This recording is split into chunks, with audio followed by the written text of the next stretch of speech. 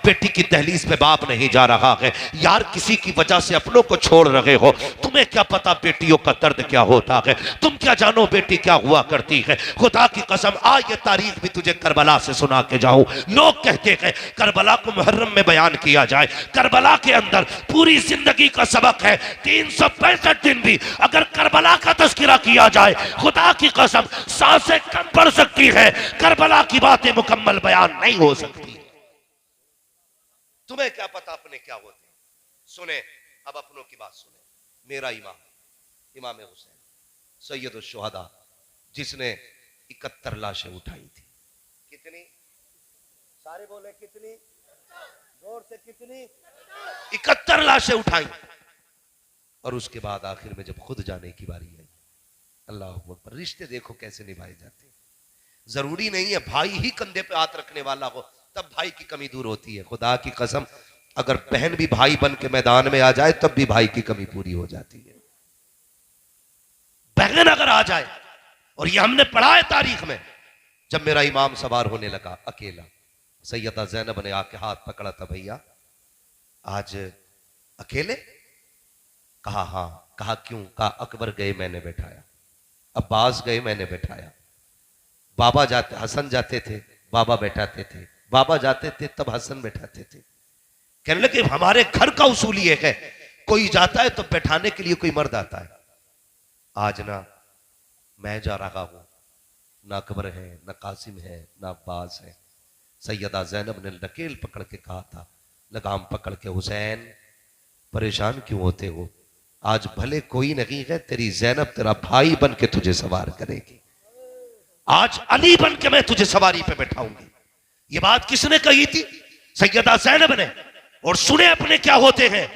खुदा की कसम मेरे इमाम ने कहा था, ज़ैनब आज फातिमा होती तो मत्था चूम लेती, आज मां फातिमा बन के तू ही बोसा दे। ये होते हैं अपने। और तुमने क्या किया? तुमने कलवा की, मद्दन की, बब्बन की, अच्छन की, जुम्मन की, इतवारा की, पीरा की, मंगला की, बुद्धा की, सबकी दावत की, लेकिन अपने सगों की दावत नहीं। ये कड़वी सच्चाई है। ये सोच के ना बैठना मैं जन्नत बांटने आया हूं। जन्नत मेरे बाप की नहीं, जन्नत रसूल पाक की है।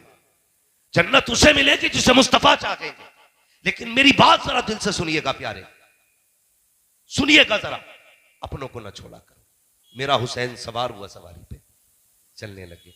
सबने सुना है जब चलने लगे सवारी पे बैठ करके, तो जिस घोड़े पे आप सवार हुए उसको आपने एड़ लगाई। एक नहीं 11 मरतबा इशारा किया आपने। कितनी मरतबा? जोर से कितनी? और जोर से कितनी? 11 मरतबा इशारा किया, लेकिन वो आगे नहीं बढ़ा। लेकिन अली का घर भी क्या घर है कि इस घर का हर एक बच्चा जिसे देखो वही शेरे खुदा मालूम होता है। जिस घोड़े पे बैठे 11 बार, जबकि इसकी अपनी आदत ये थी, पहला इशारा करते थे हवा से बातें करता था, हवा से बातें करता था और फख्र करता था कि मेरे ऊपर वो बैठा है जो नबियों के इमाम के कंधे पे बैठा करता था। ये सोच के हवा से बातें करता था। लेकिन आज 11 मरतबा आपने एड़ लगाई है, घोड़ा आगे नहीं बढ़ा। जब घोड़ा आगे नहीं बढ़ा, फिर मेरे इमाम ने कहा था, मुर्तजिज मुझे मालूम है तू भी प्यासा है, 3 दिन से तेरे हलक से भी पानी का कतरा नहीं गया, तू भी थक गया है, सुबह से मेरे साथ मैदान गया था, लाशें मेरे साथ लेकर के आया है, लेकिन मुर्तजिज तू प्यासा है, मैं तुझे परेशान नहीं करूंगा। आपने कहा मुर्तजिज चल ठीक तेरी मर्जी है, चाहे तो नहरे फुरात चला जा, चाहे तो शहरे मदीना चला जा, चाहे तो मक्का शरीफ चला जा, जहां चाहे तेरी मर्जी है, जहां चाहे जाके प्यास बुझा ले। ये कह के आपने पैर निकाले हैं। घोड़े ने कहा था, मालिक आज मुझे जबान दे दे, अगर आज भी नहीं बोला कयामत तक के लिए रुसवा हो जाऊंगा। अल्लाह ने उस घोड़े को कुव्वत गोयाई अता की। मुर्तजिज ने कहा था, हुसैन गुलामों से ये बातें नहीं की जाती है, मुझे पानी की शिकायत रही है, मुझे भूख की शिकायत रही है, का फिर चलता क्यों नहीं है? तो मुर्तजिज ने कहा था, हुसैन मेरी प्यास तेरे अकबर से ज्यादा नकी है, तेरे कासिम से ज्यादा नकी है, तेरे असगर से ज्यादा नकी है, तेरी सकीना से ज्यादा नकी है। हुसैन तूने 72 लाशें उठाई है, 72 के 72 प्यासे गए हैं, लेकिन मुझे प्यास का शिकवा नहीं है। का फिर चलता क्यों नहीं है? तो मुर्तजिज ने कहा था हुसैन मुड़ के जरा खेमे की तरफ तो देख, वो देख तो सकी कौन खड़ा के दरवाजे पे। मेरे हुसैन ने मुड़ के देखा तो हुसैन की 7 साल की बेटी सैयदा सकीना खड़ी थी। जब आप एड़ लगाते थे चल मुर्तजिज, वो मुड़ के खेमे की तरफ देखता था, उधर से सकीना कहती थी ना मुर्तजिज मेरे बाप को न लेके जाना, जिसे भी लेके गया है आज तक वो पलट के नहीं आया है, ये जाएंगे पलट के नहीं आएंगे। जरा ठहर तो सकी, मुझे अपने बाप से बातें करनी है, मुझे आज आखिरी बार अपने बाप से बातें करनी है। ओ बेटियों के बापों जरा दिल थाम के सुनना, आज अंधे गूंगे पहरे के हाथ में अपनी बेटियां दे दिया करते हो, देखभाल के बेटियां दिया करो। खुदा की कसम तुम्हारा एक गलत फैसला उन्हें खून के आंसू रोने पे मजबूर कर देता है। तुम तो ये सोचते हो हमने फर्ज अदा कर दिया है, लेकिन बेटियों के लिए पूरी जिंदगी का रोना हो जाता है। सुन बेटी क्या होती है, खुदा की कसम बेटी पानी के बगैर रह सकती है, खाने के बगैर रह सकती है, लेकिन बेटी के लिए बाप के बगैर रहना मुश्किल होता है। आज तुझे बताऊं बेटी की कहानी। हुसैन की बेटी दरवाजे पे खड़ी है, मेरे हुसैन ने बेटी की तरफ देखा, इशारा करके कहा था क्या कहना चाहती हो बेटी? हुसैन की बेटी ने यूं बाजू फैलाए और कहा था अब्बा जरा एक बार आ जाइए। मेरे हुसैन कहते हैं बेटी वहीं से बता दे मैं सवार हो चुका हूं। तब हजरत सकीना ने कहा था अब्बा जी अकबर गए मैंने रोका ना था, कासिम गए मैंने रोका नहीं था, अब्बास गए मैंने नहीं रोका था, लेकिन मेरे बाप मेरी ख्वाहिश ये है एक बार उतर के आ जाइए। कहा किस लिए? कहा आज आखिरी बार अपने बाप से जी भर के प्यार करने को जी चाहता है, आज मेरा दिल चाहता है मेरे बाप तुझे जी भर के प्यार करो। मेरे हुसैन सवारी से नीचे उतरे। सुन बेटी क्या होती है, जब आप उतर के आ रहे हैं दिल कह रहा था हुसैन आज आखिरी मुलाकात है सकीना की, आज मत्था भी चूमना है, बेटी को सीने से लगाना है, आज जी भर के प्यार लुटाना है। अल्लाह अकबर। बेटी क्या होती है जरा वो लोग गौर करें जो बेटियों की पैदाइश पे चेहरे उतार लेते हैं, वो लोग सोचे जब बेटी आ जाए तो मर जाया करते हैं, बेटी आया करे चेहरे ना उतारा करो, एक सजदा ज्यादा किया करो और कहा करो तेरा शुक्र है मालिक सिर्फ बेटी नहीं दी है, तूने मुझे जन्नत का परवाना अता फरमा दिया है। नारे तकबीर, नारे रिसालत, मसलक आला हजरत हजरत अल्लामा मुफ्ती हम्माद मुरादाबादी हुजूर सैयद सलीम मियां साहब किबला सरजमीन धामनी बुजुर्ग उलमा इकराम। बहुत अच्छा पैगाम भाई हजरत साहब किबला बैठे हुए हैं, इनकी मौजूदगी में मैं बता रहा हूं खुदारा बेटियों के आने पे मुंह न बिगाड़ा करो। बेटा आता अल्लाह कहता अपने लिए भी कमा, अपने माँ बाप के लिए भी कमा, और जब बेटी आती कहता जा मैं तुझे भी रोजी दूंगा, तेरे सदके में तेरे माँ बाप को भी रोजी दूंगा। ये बेटियों को पैगाम दिया जाता। बेटियां आए तो मर क्यों जाते हो? विलादत से पहले 50 किलो लड्डुओं का ऑर्डर, हॉस्पिटल से खबर आ गई बेटी आई है, अब लड्डू बार बार फोन कर रहा है, ये कब उठेंगे? अबे रख ले, अबे बेच ले, नहीं चाहिए, ऐसी दिमाग खराब है, तू भी कर रहा है। ये लैंग्वेज हो जाती है। ये पहचान बदनसीबों की है। खुश नसीब वो होते हैं जो बेटी की आमद पे मुस्कुरा दिया करते हैं। बेटी आए तो मुस्कुराया करो, इसलिए कि तेरा सहारा दुनिया का भी और आखिरत का भी। गलत नहीं कह रहा हूं, खुदा की कसम। बेटी क्या होती है? अगर बेटी बोझ होती ना तो रब महबूब के आंगन में कभी 4 बेटियों जैसे फूल अता नहीं करता। 4 बेटी अल्लाह ने दी है अपने महबूब को। सबसे छोटी बेटी को सैयदा तैयबा तागिरा आबिदा जाहिदा तकिया नकिया जकिया हजरत सैयदा फातिमा ज़हरा कहा जाता है। हाँ, कोई फोन करे मुबारक को बेटा हुआ, चल भाई मीठे का डिब्बा तेरा पक्का हो है ना। और आज बेटी आई है कि आज तुझे पहले फोन करने का तुम्हें मौका मिला था, शर्म आनी चाहिए। हुजूर के दरवाजे पे हुजूर की चच्ची आई, हुजूर बैठे हुए थे मस्जिद में, आ गई। हुजूर ने देखा, उठ के आ गए, क्या बात है? कहा आज मेरी ख्वाहिश थी अल्लाह बेटा देता मैं खुशखबरी देती, आप मुझे इनाम देते। लेकिन क्या करूं, चौथी भी बेटी आई है। हुजूर मुस्कुरा दिए, फरमाने लगे दुनिया वाले बेटे आए तो इनाम लुटाते हैं, मदीने वाला बेटी आई है तो खाली नहीं जाने देगा। फरमाया जाओ, हम तुम्हें जन्नत की बशारत देते हैं। तुमने हमें बेटी की खबर दी, हम तुम्हें जन्नत की बशारत देते हैं।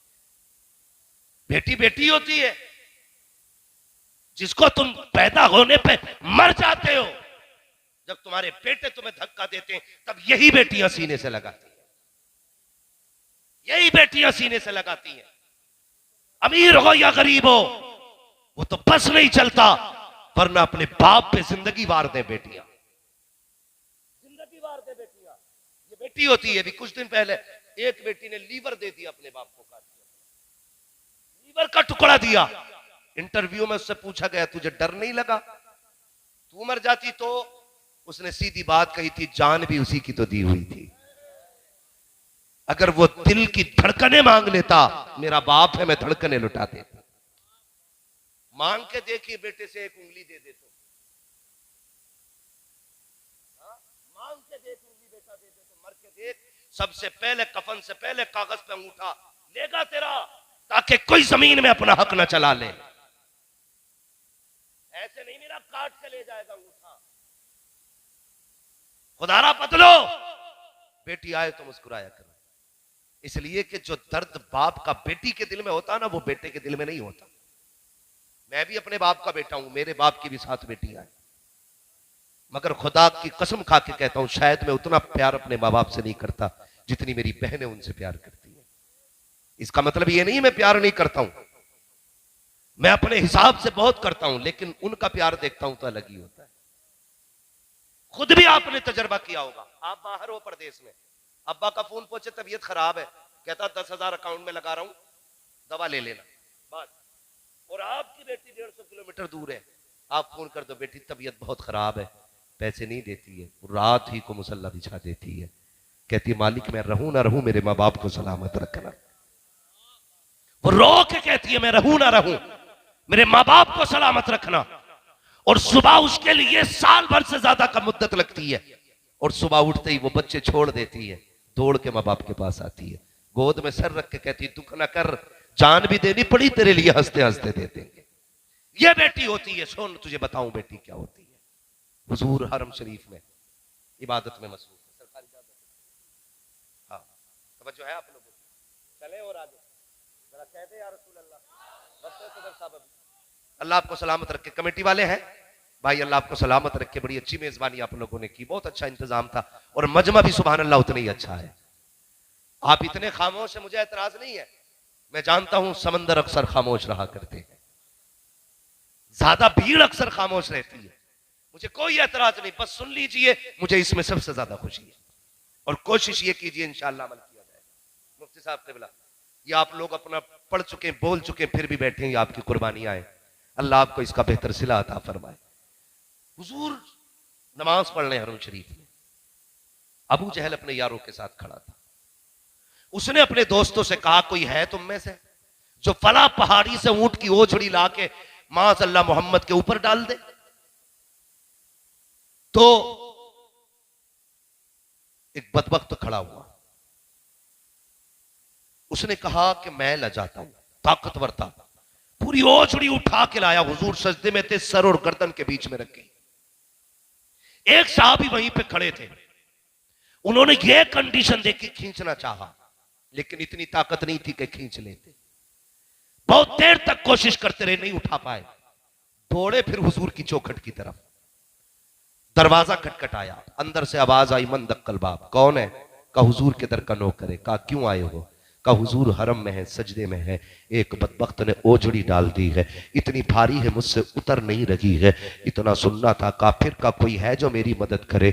उस वक्त घर में कोई मर्द मौजूद ना था। सुनना जरा प्यारे, उम्र शरीफ खातून जन्नत की तकरीबन 5 या 6 बरस थी। आपने ना चादर डाली सर पे, चादर तदखीर, तोड़ लगाई, उंगली पकड़ी, कहा चचा वहां ले चलो जहां मेरे बाप है।